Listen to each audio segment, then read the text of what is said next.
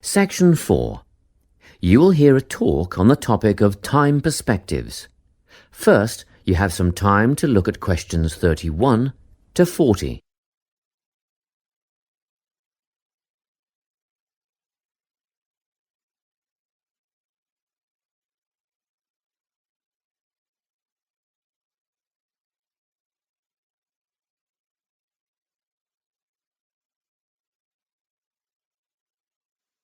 Listen carefully and answer questions 31 to 40. Today, I'm going to be talking about time. Specifically, I'll be looking at how people think about time and how these time perspectives structure our lives. According to social psychologists, there are 6 ways of thinking about time, which are called personal time zones. The first 2 are based in the past. Past positive thinkers spend most of their time in a state of nostalgia, fondly remembering moments such as birthdays, marriages, and important achievements in their life. These are the kinds of people who keep family records, books, and photo albums. People living in the past negative time zone are also absorbed by earlier times, but they focus on all the bad things, regrets, failures, poor decisions.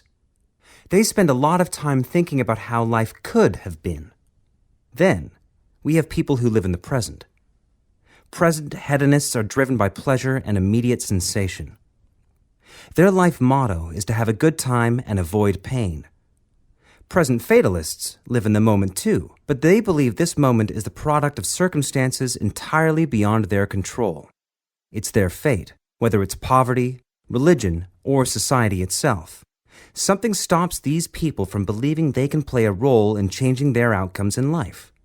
Life simply is, and that's that. Looking at the future time zone, we can see that people classified as future active are the planners and go-getters. They work rather than play and resist temptation. Decisions are made based on potential consequences, not on the experience itself. A second future-orientated perspective, future fatalistic, is driven by the certainty of life after death and some kind of a judgment day when they will be assessed on how virtuously they have lived and what success they have had in their lives. Okay, let's move on. You might ask, how do these time zones affect our lives? Well, let's start at the beginning. Everyone is brought into this world as a present hedonist. No exceptions. Our initial needs and demands, to be warm, secure, fed, and watered, all stem from the present moment. But things change when we enter formal education. We're taught to stop existing in the moment and to begin thinking about future outcomes.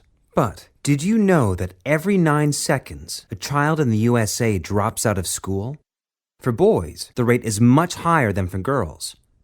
We could easily say, well, boys just aren't as bright as girls. But the evidence doesn't support this. A recent study states that boys in America, by the age of 21, have spent 10,000 hours playing video games. The research suggests that they'll never fit in the traditional classroom because these boys require a situation where they have the ability to manage their own learning environment. Now, let's look at the way we do prevention education. All prevention education is aimed at a future time zone. We say, don't smoke or you'll get cancer. Get good grades or you won't get a good job. But with present-orientated kids, that just doesn't work. Although they understand the potentially negative consequences of their actions, they persist with the behavior because they're not living for the future. They're in the moment right now. We can't use logic, and it's no use reminding them of potential fallout from their decisions or previous errors of judgment. We've got to get in their minds just as they're about to make a choice. Time perspectives make a big difference in how we value and use our time.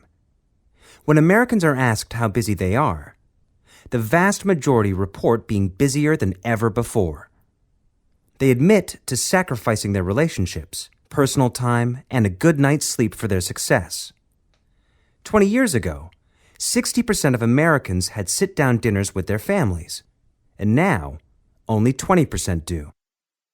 But when they're asked what they would do with an 8-day week, they say, That'd be great. They would spend that time laboring away to achieve more. They're constantly trying to get ahead, to get toward a future point of happiness.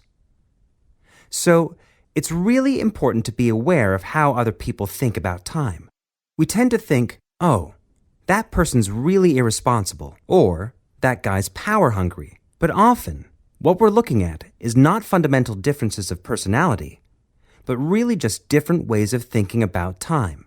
Seeing these conflicts as differences in time perspective, rather than distinctions of character, can facilitate more effective cooperation between people and get the most out of each person's individual strengths.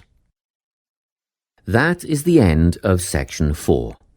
You now have half a minute to check your answers.